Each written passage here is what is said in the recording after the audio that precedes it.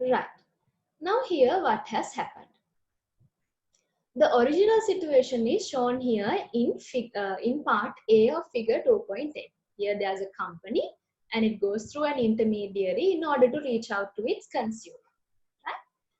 So in part B, what has happened? The concept which we have discussed now, disintermediation, where you use internet communications and technologies to remove certain intermediary parties in your channel.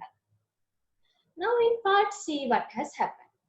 There's this concept called re-intermediation. What has happened here? Now this intermediary has once again emerged here. So what has happened here? So in re-intermediation, what happens is we use internet communications and we use internet technologies in order to introduce a new intermediary to this channel chain. To our channel, we use internet technology to introduce a new channel part or a new type of intermediary to facilitate this connection we have with the customer. Right? So we'll elaborate on that more. Right? Figure 2.8a example, getting a car insurance through UK Automobile Association. Right? So this is a typical example where, so if you go to this website, you will be able to see how this obtaining of car insurance can be done by going through an intermediary party for a person who is wanting an insurance policy, automobile insurance policy. Right? They can go through the UK Automobile Association website in order to which acts as an intermediary, provides an intermediary service in obtaining different insurance policies that are required for their customers. Right? So you can visit this website and see for more information as well. Right? Then figure 2.8b. Now 2.8a is the traditional setting. So 2.8b, getting a car insurance through directline.co.uk. So what happens here is, now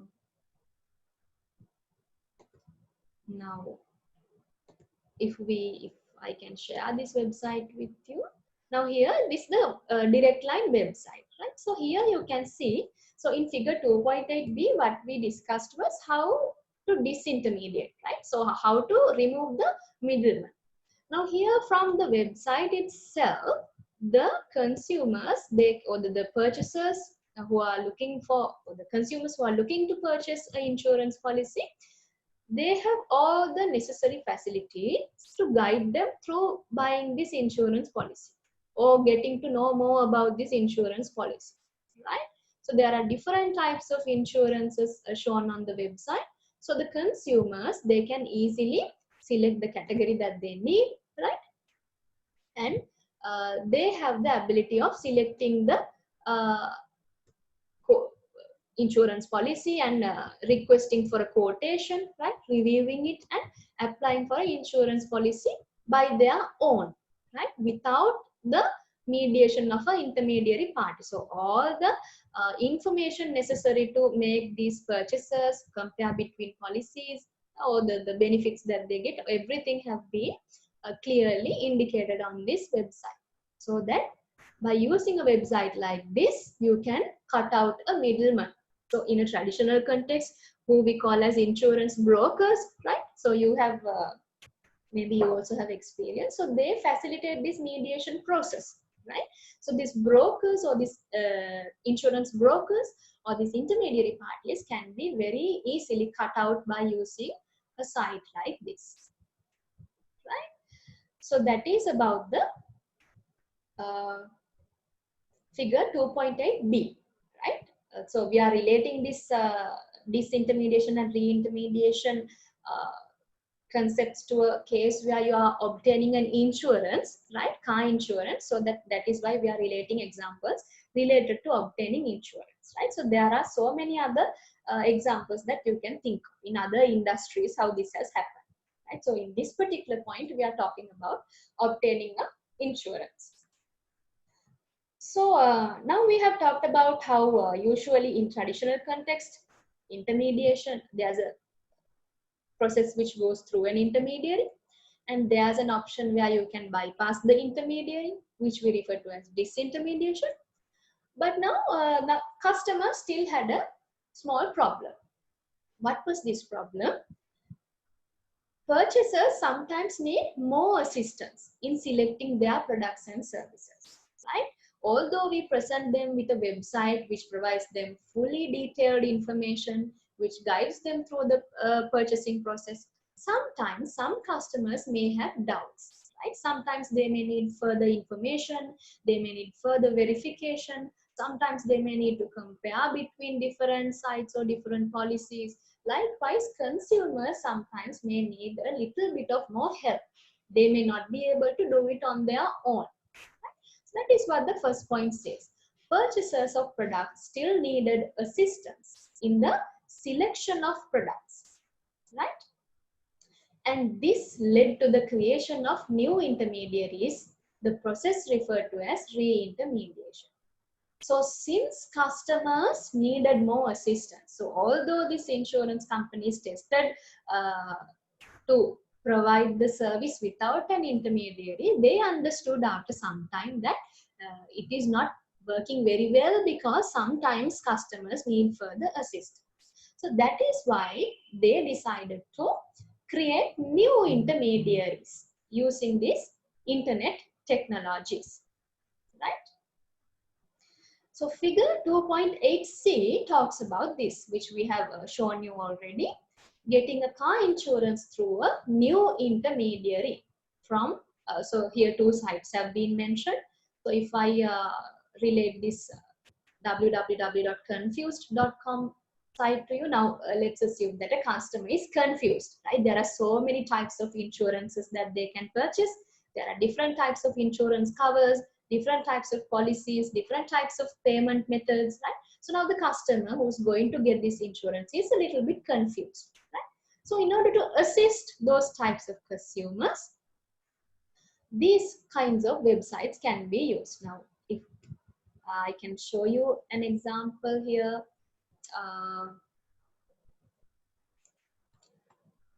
Now here, if we go to confused.com, for instance, here, this is providing an intermediary facility for the consumers to easily select between different policies, right? To compare between different policies, right? So that they provide assistance for the customers to buy the most suitable policy which suits them. So here, all the things that you need to do in order to get an insurance quote is mentioned, right? And what type of different insurance policies are, different types of insurance are available, right? So likewise, they can learn more about these types of different insurance policies, right? And moving on, what level of cover that are available for the consumers, if third party only, right? Fire and theft, comprehensive. Likewise, they can compare between these different policies, the features of them, and then the customers can have a more informed purchasing decision, right, about the type of insurance that they need to buy.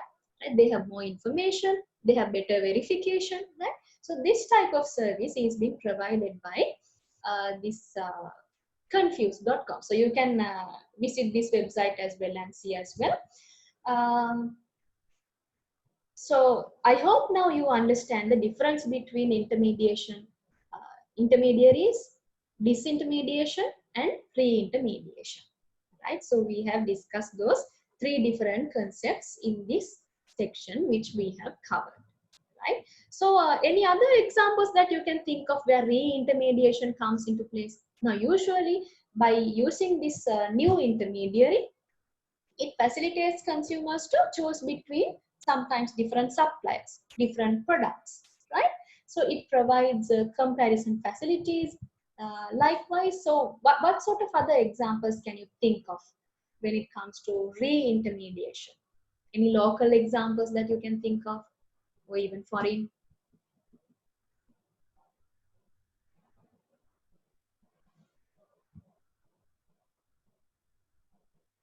Yes, now for example, if you have heard of this site called ideabeam.com, right? Just type it in and see in ideabeam.com.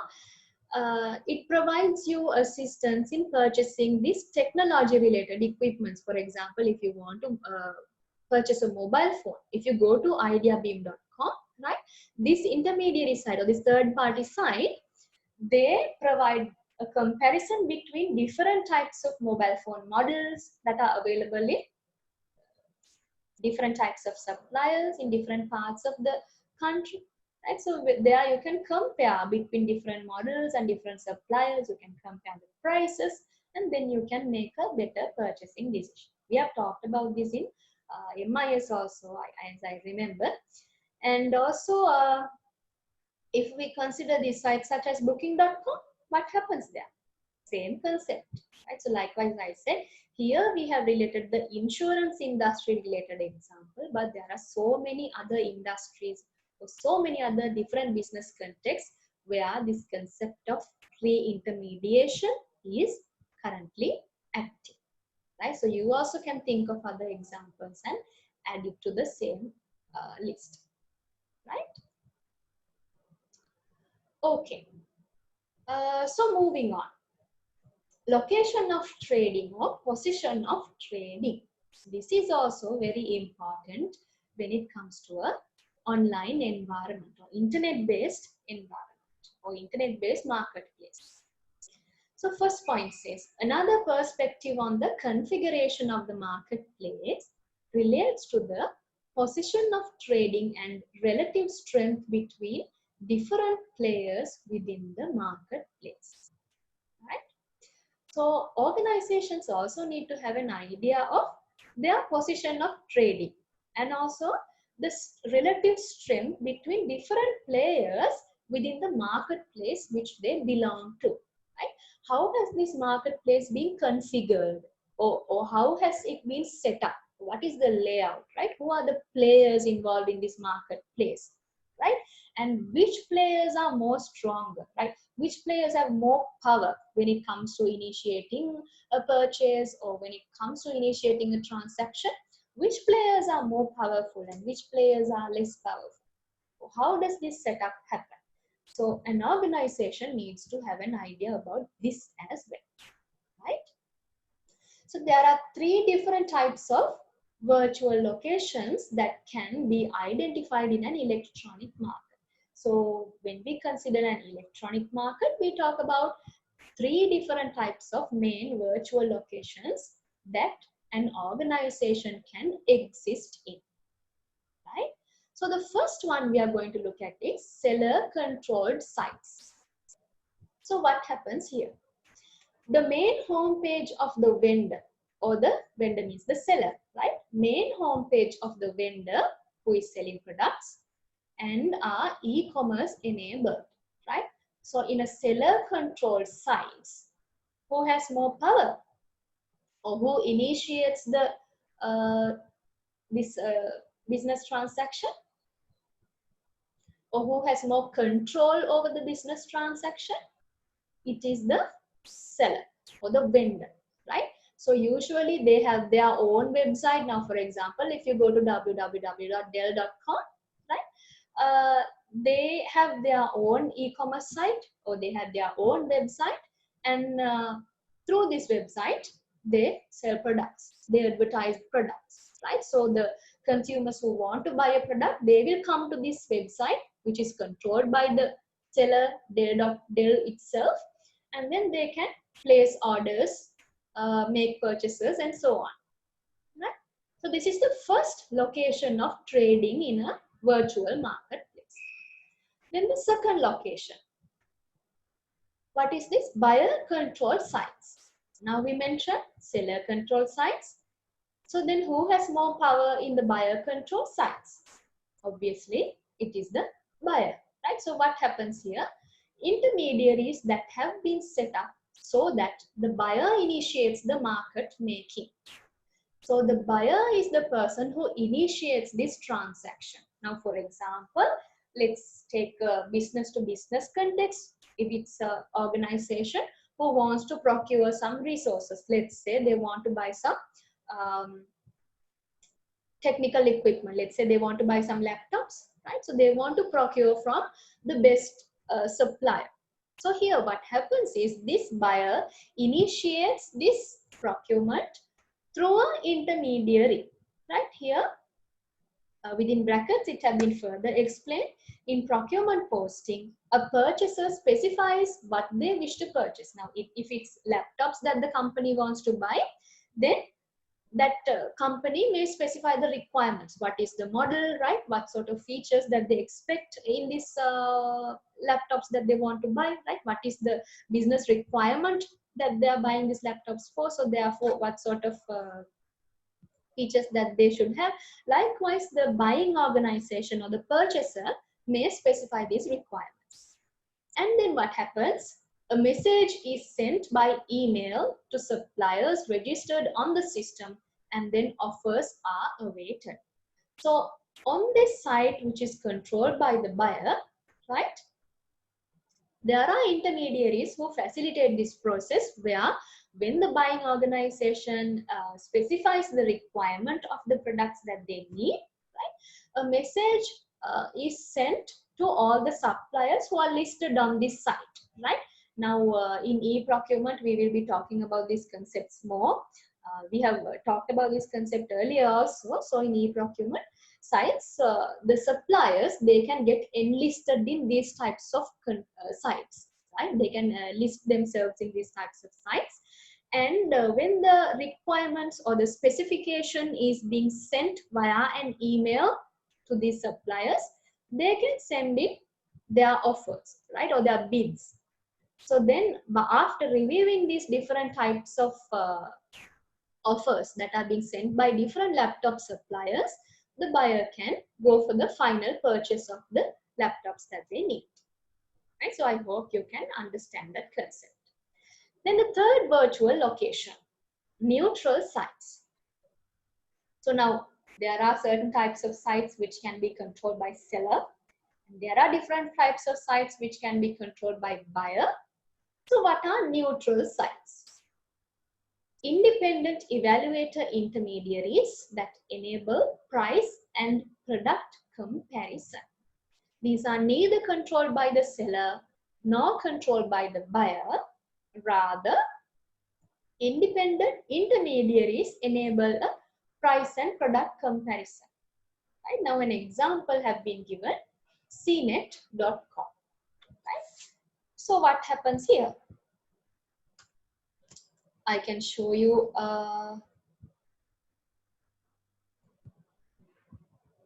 this cnet.com site, right? Here what happens? Now when we go to this site, this is actually mostly designated for technological or technical related services, right? So if we go to this, let's say this product section,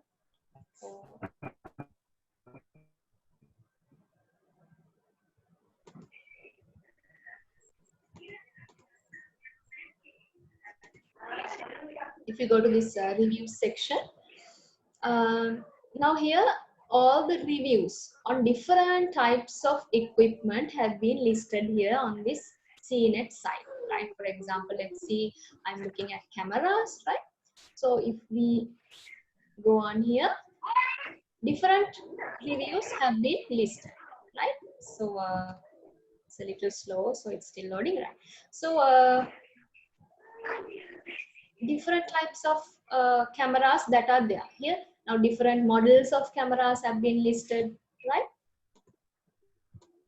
Along with their prices, right? And along with the rating of people who have purchased, right? Here you can see the star rating, so that the consumer can easily compare between these different models, right? The features have been listed, right? Price and model name, rating. And also if a consumer wants to be more specific, they can select from this checklist and refine the search and compare. And so likewise, you can see that this is a neutral site, or this is a third party site which enables to evaluate between different product options or different supplier options that a customer may have. Right? So it enables price and product comparison. Right? Right. So these are the three main virtual locations, or the three main locations of trading that can occur within an electronic market. Right. So I hope it is clear to you so far. So any questions? Any questions so far from what we have discussed today?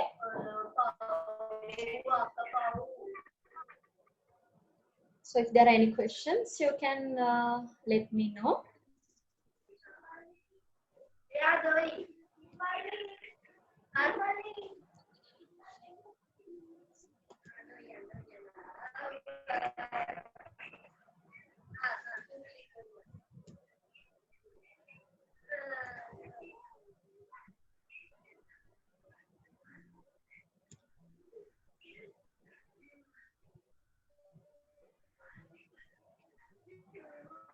So it seems like no questions. So today what did we talk about? We talked about, so if I do a quick recap,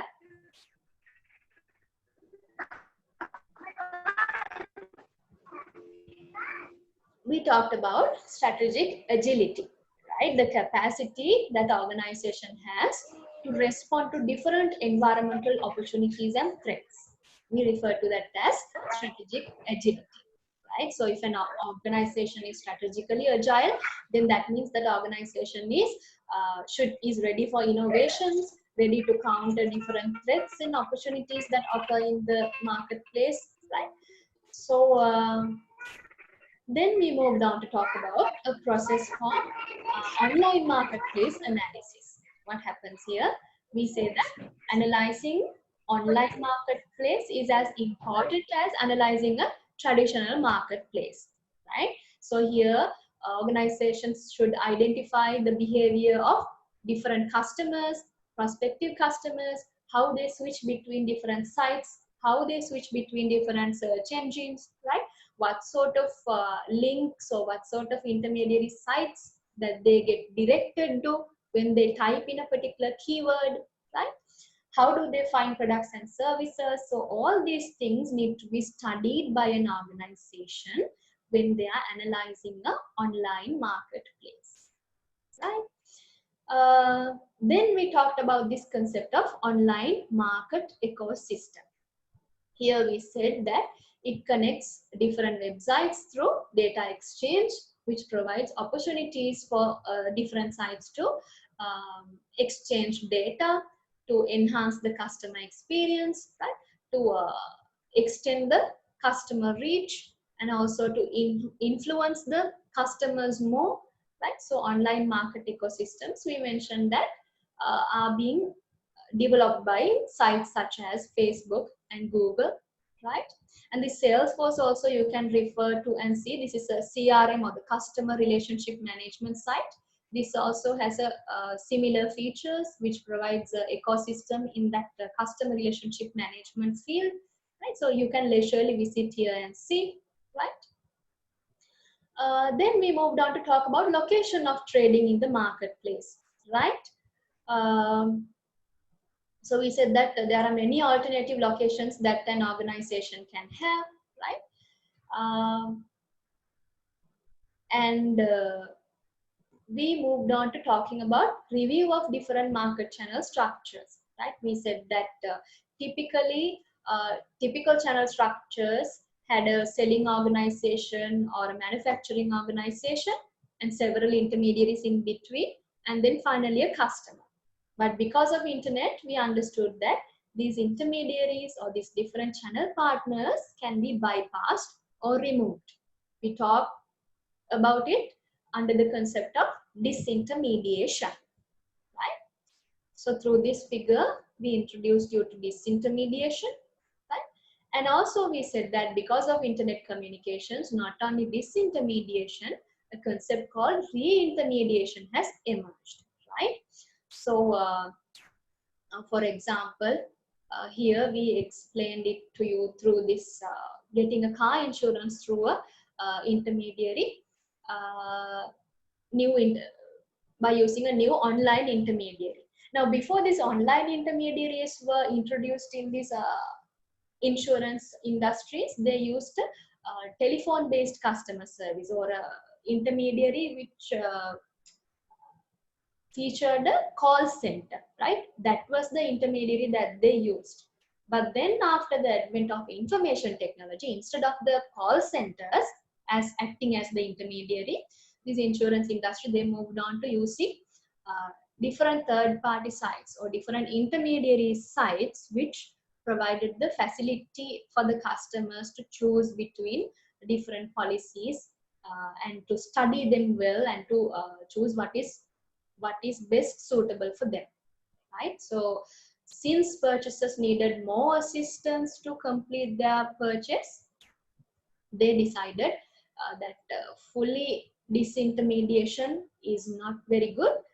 Rather, some degree of intermediation should be there. So that is why these types of confused.com websites have been introduced, so that it facilitates further assistance or provides further assistance for the customers to select and purchase their products and services, right? So that concept we once again revisited through this diagram, right? Then we talked about location of trading, right?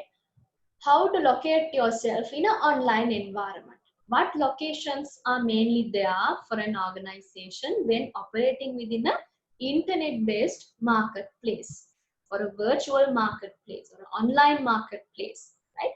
We understood 3 different types of virtual locations: seller control sites, buyer control sites, and neutral sites, right? So this is the point where we are going to stop the lesson, right? So if there are any other questions, you can ask.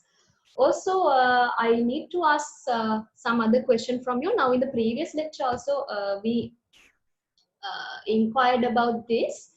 Now, what is your preference on delivering the lecture? Do you want them to be in a live setting like what we do at the moment? Or would you prefer for us to do the recording and upload it later so that you can refer to them on their own? So last week also, I think there were several responses, but they were not clear. So everybody had not responded. So what I'll do is today, now we have 4 different departments joining with us. So let's appoint one person from each department so that you can share with me the preference that you have for the conducting the lecture, right? Now I will send you my email address here on the chat. So this person, the coordinating person who I'm appointing today, can send me an email and mention your preference from your department, right? So you can get a vote maybe from your colleagues and see who prefers more and just share that with me. Please, I think you can see my email address here on the chat. So please send me an email. So can we quickly appoint someone from each department? Commerce, who can volunteer to get the vote from your friends and let us know? Anyone from Department of Commerce?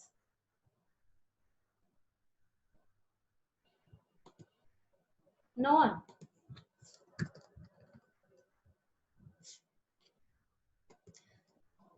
So is Oshara here? I think you're from Commerce, no? Yes, miss.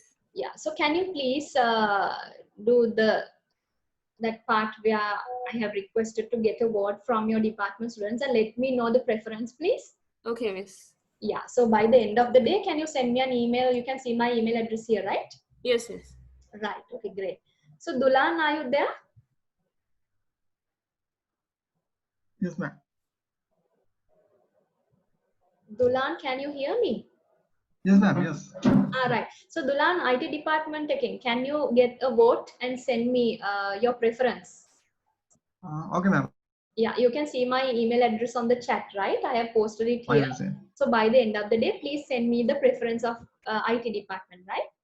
Okay, ma'am. Okay, thanks Dulan and thanks Oshara. So anyone else from Department of Entrepreneurship? Can someone please volunteer?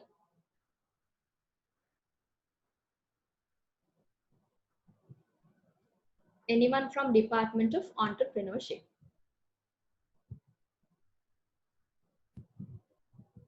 No one?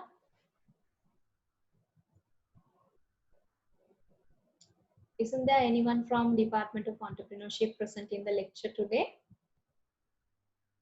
So if you're shy to talk up, you can send me a message, ma'am, I'm from Department of Entrepreneurship, and you can volunteer.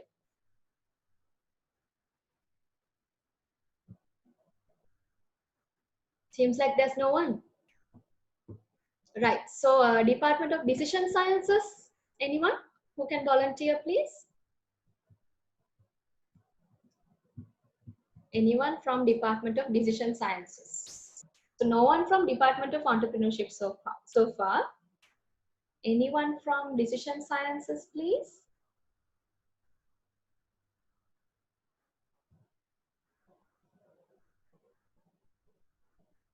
No one.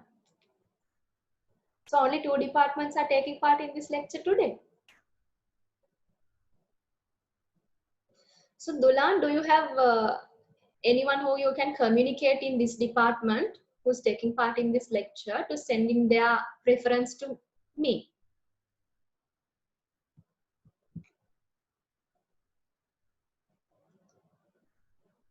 Any friend of yours whom you can communicate to?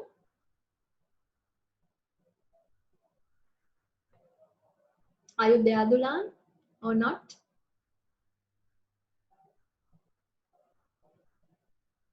Right. Then Oshara, can you hear me? Yes, please, can hear you. Yeah, so do you have any friends in the Department of Decision Sciences to whom you can pass on this message, Oshara? Okay, miss, I'll pass it on. Yeah, please do, and ask him or her to send me an email by the end of the day, please. All right, miss. And anyone from entrepreneurship that you have contacts with? Yeah, miss. Yeah, please let them know, right? Okay, miss. Okay, thank you so much, Oshara. No problem. Right, so so far from the lecture today, any final question that you have, I'm happy to answer if you do.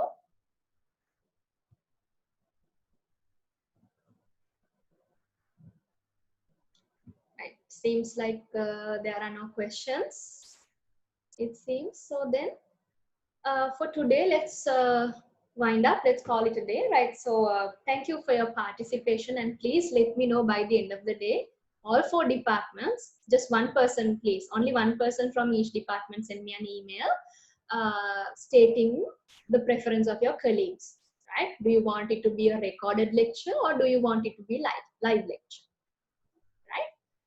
Okay then. Let's stop the lecture for today. Have a nice day and thank you.